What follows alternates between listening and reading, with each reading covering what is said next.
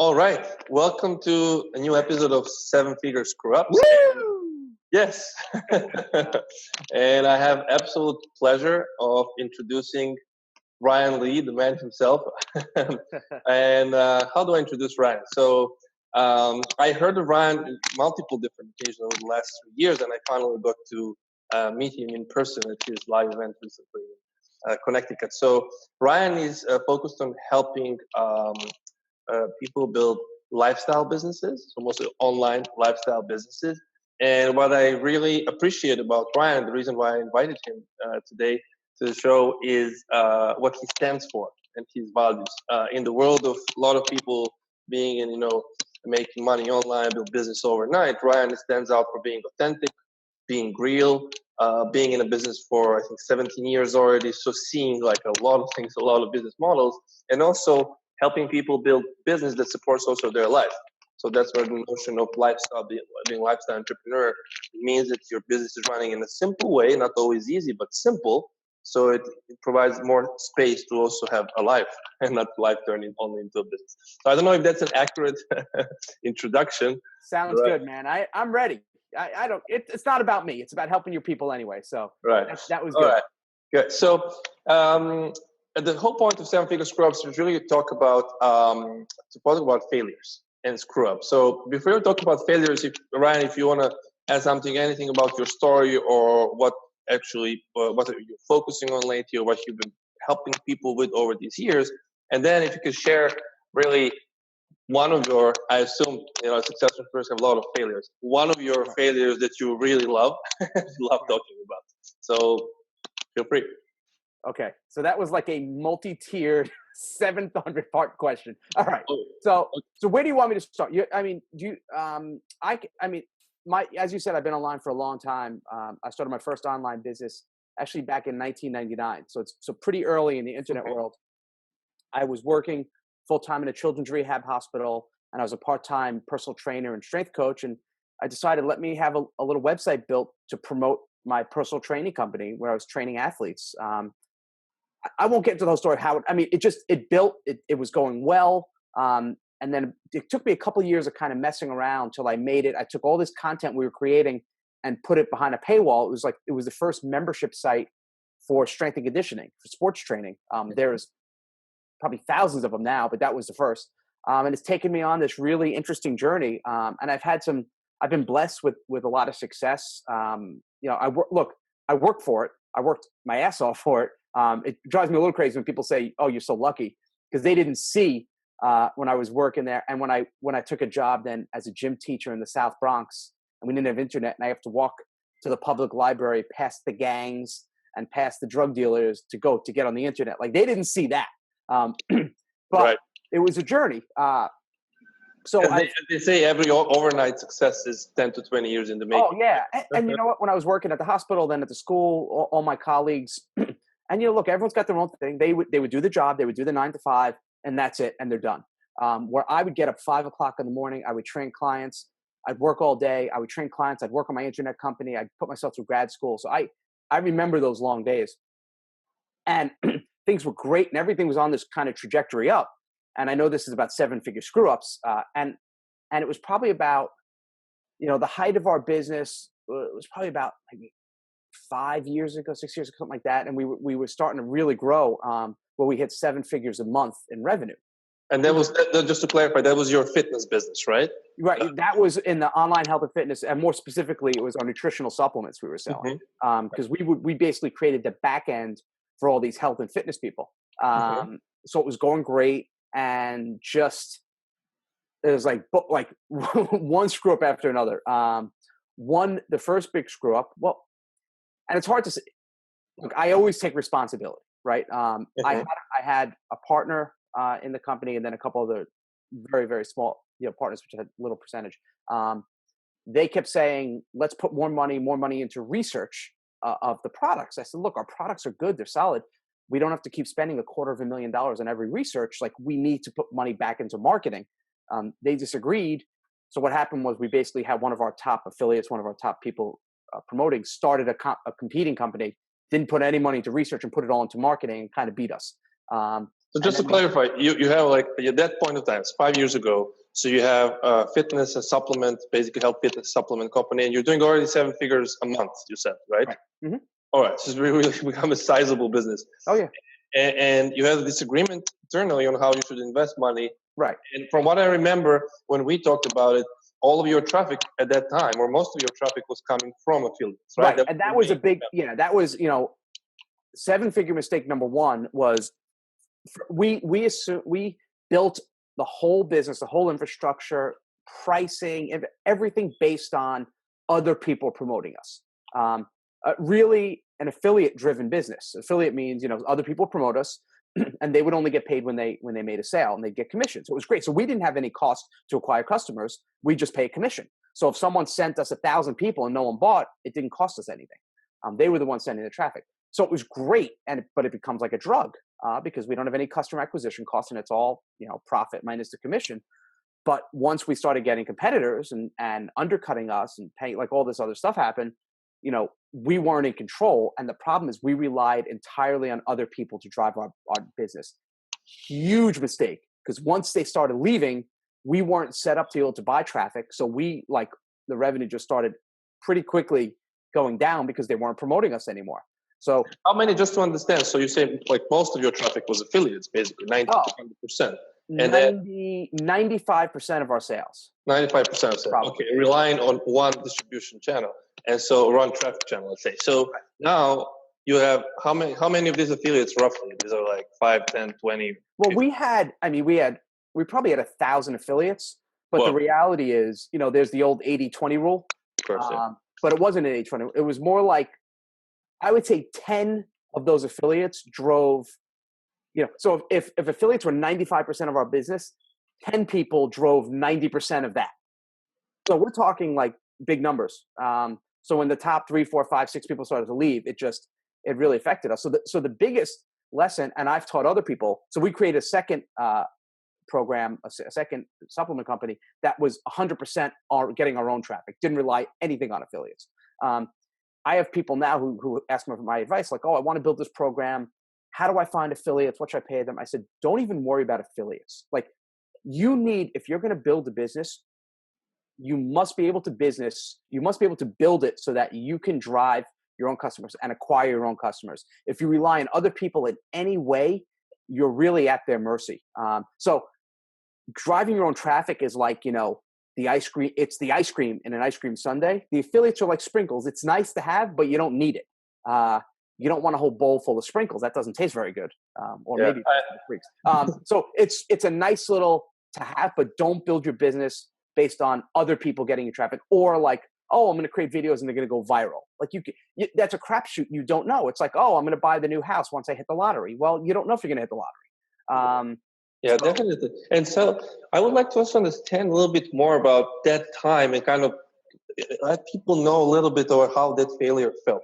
So what was the impact of that failure? So you have like 3, 4, 5 big affiliates leaving. At that time, I don't know how many of you are in the company. So if you could share a little bit emotional impact, financial impact, any roller coaster that you've been through during those days, that would be great. It was a rough few years, because during that time, my mom was only 63 and she was diagnosed with cancer and passed away within 2 or 3 months. So that happened. I also, because I had partners, they were kind of all over the country. I got a big office, and because I had my own businesses too. So I hired all this staff, and we started a new side business that just didn't work. I don't even want to go into details. It's a whole nother story.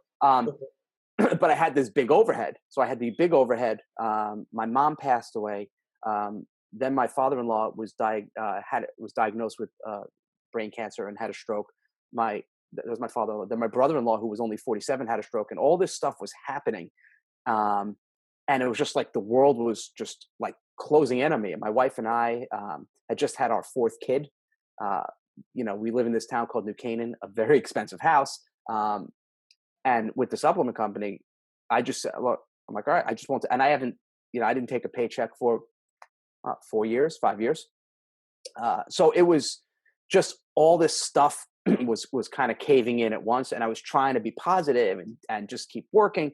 But there's so much stress, and it just affects you. The way it manifested with me was an autoimmune disorder. So I started getting cramping, and my fingers started feeling stiff, and my feet were hurting. I was trying to play tennis, and my feet hurt. And I went to every doctor you could imagine until finally I went to a rheumatologist, and he immediately saw. So my fingers were swollen, my feet were swollen. He's like, "Oh, you have an autoimmune. You have psoriatic arthritis." I'm like, "Well, what the hell is that?" He's like, "Oh, don't worry. We'll put you on this drug. It's called methotrexate." I'm like, and I have a background. I'm like, "Well, isn't that like chemo?" He's like, "Yeah, it's a chemo drug, but as long as you're not around anyone who's sick, you should be fine." I'm like, "Doc, I have 4 kids. Like, what do you mean?" Like, he's like, well, you'll come in for blood tests like every week. I'm like, hell no, there's got to be enough. So I found an alternative, and I just changed my stress. Like from that point, I'm like, okay, now we're not just talking about business and money, which I don't care. I don't care. I was always happy when I was making when I worked at the Children's Hospital, made 26 grand. I was happy. For me, it was never about the money. And you could take away all my money. I don't care. As long as my wife and my kids are happy and healthy, I'm fine. I could live in a little 1-bedroom apartment. I literally, when I tell you this, I don't buy anything for myself because I just don't need anything. I don't care. So the money wasn't even the issue, but when it started affecting my health, and I'm like, man, could this like take years off my life? I knew something had to change. So I immediately went into it took me probably a good 2 years of just like trying new things and breaking down like what's the essence of the business when the business was at its peak, even before the supplements and everything was going great. What was I doing? What were my strengths? What did I love doing? What got me really excited to get back up and wake up in the morning? What was the most simple thing I could do so I could spend more time with my wife and my kids? And how could I generate that recurring revenue again? And that's what kind of has brought me to like where I am today. But it was a few years of just getting my ass kicked. And thank you for sharing this very personal, also being personal today and real as you are, as I know you, as I met you.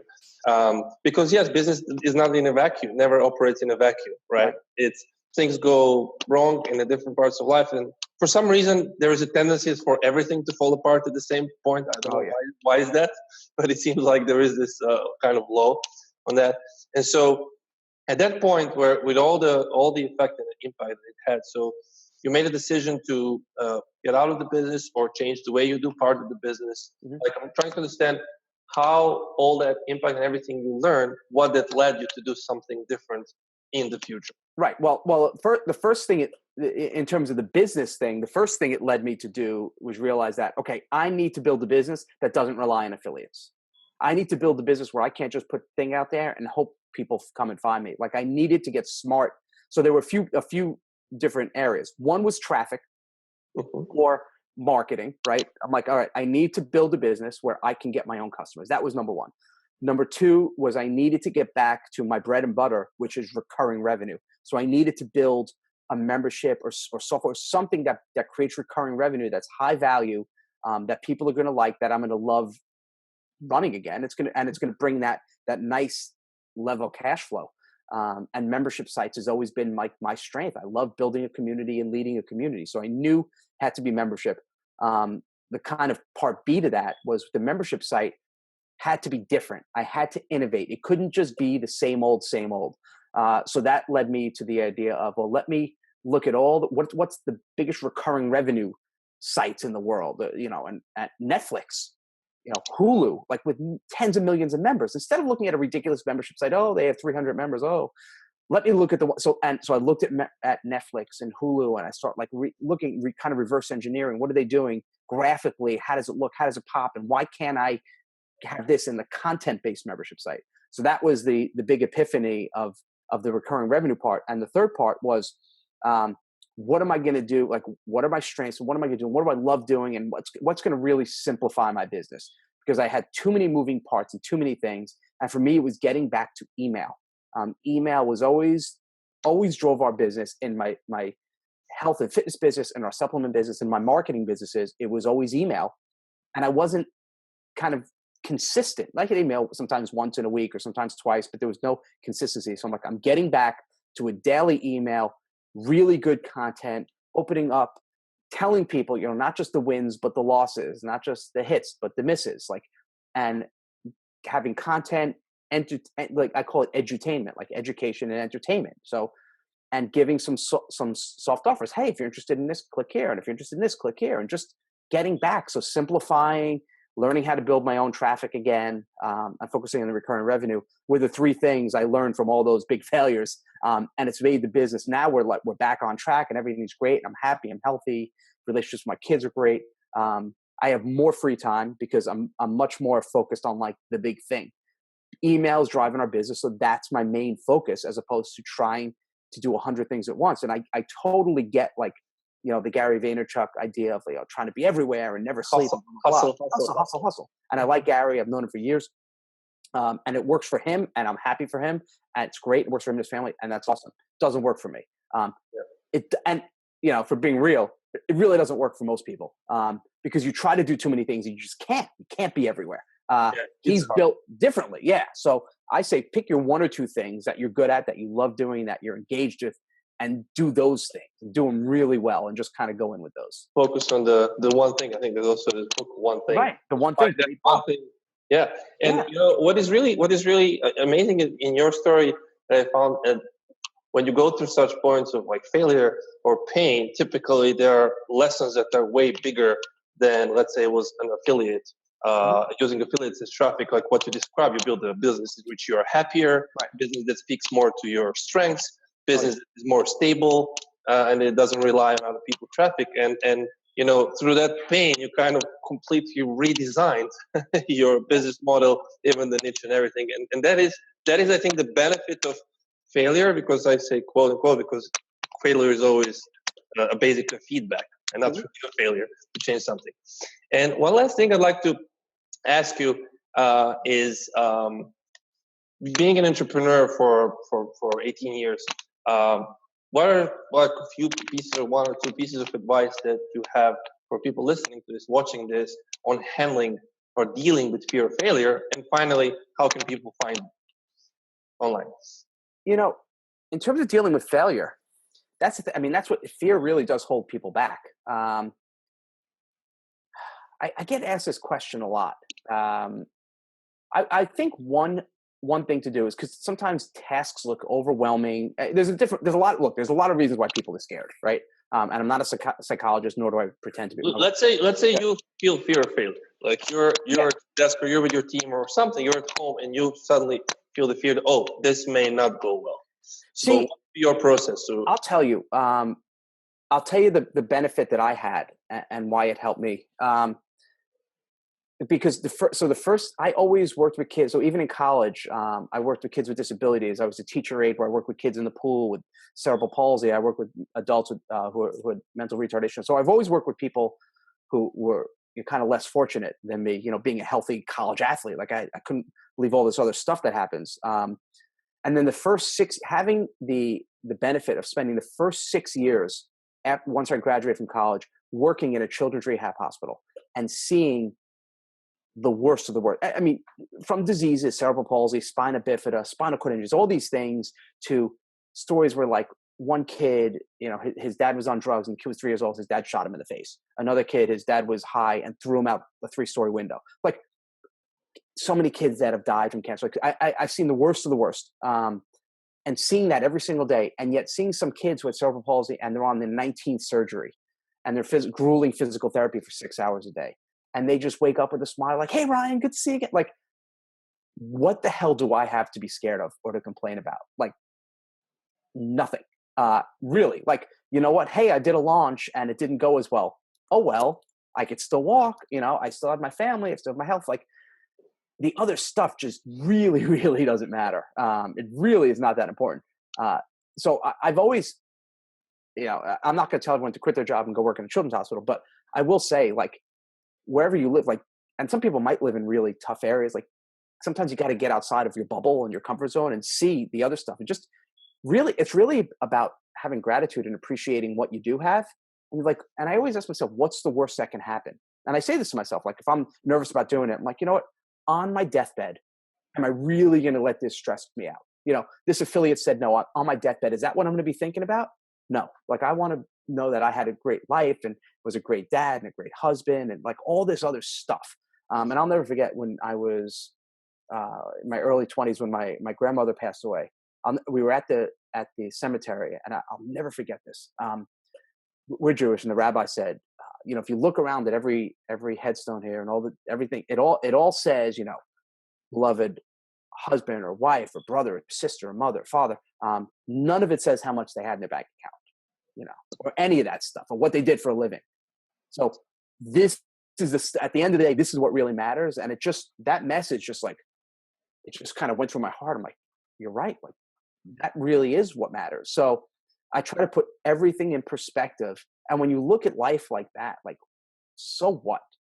As it doesn't affect my kid, like, I'll be fine. And I'll just run through a wall. Like, it's the worst that can happen. And I wish there was like a magic thing we could do to have everyone kind of feel like that. But I've been blessed. I've always felt like that. I'm like, what's the worst that can happen? Like, we live once, that we know of, right? We don't know what there is in the afterlife, if there's anything, heaven, hell, who knows what the hell it is, right? So I'm going to enjoy it. And, you don't have this information yet? I don't have it. I'm going to write an ebook about it. It's only $7 with 8 upsells. There you go, new business model. No, what I love what you're saying is that you operate on a very kind of high level in terms of really your perspective. So fear is there always. It's probably on a daily basis is there. But having that shift in perspective and what does this mean in the long marathon of life, and having that switch of perspective by seeing what other people are going through, like the hospital you explained, just puts things into where they should be, like right. So firmly where they belong. Yeah, exactly. And don't risk, and in terms of tactical stuff, like, don't risk more than you can afford to lose. We had one of our family friends. He was an accountant, and he ended up building all this real estate. And when he passed away a couple of years ago, and he was in his 60s when he passed away, he had a net worth of over $250 million. And he always said to us, never touch your principal. The interest doesn't matter. Don't touch your principal. So if you have $10,000 in savings and you're making a little, don't risk all that. There are some guys like, burn the boats, and quit your job. Crazy. Don't do that. Be safe. I'm very conservative. Be safe, keep your job, do all this stuff, and don't risk your principal, and be really smart, and just mitigate your risk as much as possible. If you have this idea for software that's going to cost $100,000, can you get the basic version of it for like $500 done, just to test the concept, and then take some profit and put it back in and slowly build, as opposed to, leveraging yourself and taking a second mortgage out and losing everything, and risking all your money. So be smart. And it takes a lot of fear out, because you're like, well, even now I'm launching a print magazine, which people think I'm insane, but I love print magazines, and my audience likes them too. But I've already calculated how much money I'm willing to lose. I'm not risking my house or our fortune. I'm being, smart and strategic. So if you kind of live with the big idea, and then you kind of mitigate your risk, there's a lot less to fear. And then just do celebrate little wins, like a little, even if it's a little thing like, hey, today I set up my Facebook fan page and got 1 fan. Okay, I'm going to celebrate. I'm going to treat myself to a little something. If there's whatever it is, that little thing you like. For me, remember before I said I don't buy anything, I lied. The only thing I do like buying, I love collecting old records. I'm a child of the 80s. So I go to the record store, but it's not a very expensive hobby. It costs me like $5 because I only buy the used records. So there you go. And so I'll treat myself. I do something great or it's exciting. I'm like, I'm going to go to the record store and go pick for an hour and find like a little $5 record. So there you go. Celebrate the little wins. Those are, incredible strategies. Thanks for sharing. And what you're saying, like protecting the downside and going for a big upside, like you mentioned, your print magazine. I remember even a story when Richard Branson was thinking of starting Virgin Airways, and he wanted to protect the downside. So he called an airline company, Boeing or Airbus, and he asked them to lease the plane for 1 year, one plane 1 year, so he can see if the model works, rather than gathering like 50 investors and putting all of his money into a new company which may not work. So I think that's what everyone does. Yeah. And even in the online world, Go ahead, sometimes it's not that expensive to get started online, but they'll spend 2 years doing something. Like a membership site, you can get done really inexpensively, but they'll spend 2 years of their time and hours, or they'll try to, instead of spending $200 to go build it, to hire someone, they'll try to build it themselves and learn all this code. Like, what are you, crazy? Like just Yeah. we could spend hours. I know you want to keep this short. I could spend days and days talking about this. This is a phenomenal topic, and we touched on minimum viable. And you're a phenomenal man. Oh, thank you so much. You're an inspiration, Ryan, definitely. And we talked about a lot of that. We mentioned minimum viable products, basically. We talked about different, what the three topics the three ways that strategy is dealing with fear of failure that you discussed. There's so much science behind it, and I feel like we can go for hours, which is I just amazing. don't know I don't know the like the science and the studies. I just know my whole thing is, does this work in the real world? And the only way to know is to like live. How does it feel live and to I you? experience things, and but you're right, man. This whole topic that you're going through, you call it, what do you call it, 7-figure mistakes or 7-figure screw-ups? Yeah. 7-figure screw-ups. I call it like 7-figure ass kickings. And you do learn a lot. You learn a lot when you're going up, but on the way down, like you learn. But the key is you just can't repeat those mistakes. You just got to learn and keep moving, and don't let it stop you. Yeah, exactly. No, I love it. I mean, there's going to be a ton, and I can't wait to also get a lot of nuggets also in written from this amazing conversation. And finally, how can people find you? How can people find your online, your membership site if they're building their businesses, or they want to be, or they already have? So if you're interested, so I have a few resources. If you're interested in building an online business and learning like the Netflix for lifestyle entrepreneurship, just go to freedom.com, freedym.com. And depending when this is going live, we're also building out a new online network that's all about motivation, this kind of stuff we're talking about, but it's little 5-10 minute videos every day with the magazine. And that's the GRT network, just grt.network. grt.network. Yeah, I remember seeing that recently in your email. So thanks for bringing this up. All right. This was an amazing conversation. I feel like we could go for hours, but respectful of your time, thank you so much. And looking forward to see you again in person. Thanks, Bozy. And thanks everyone watching. Good luck.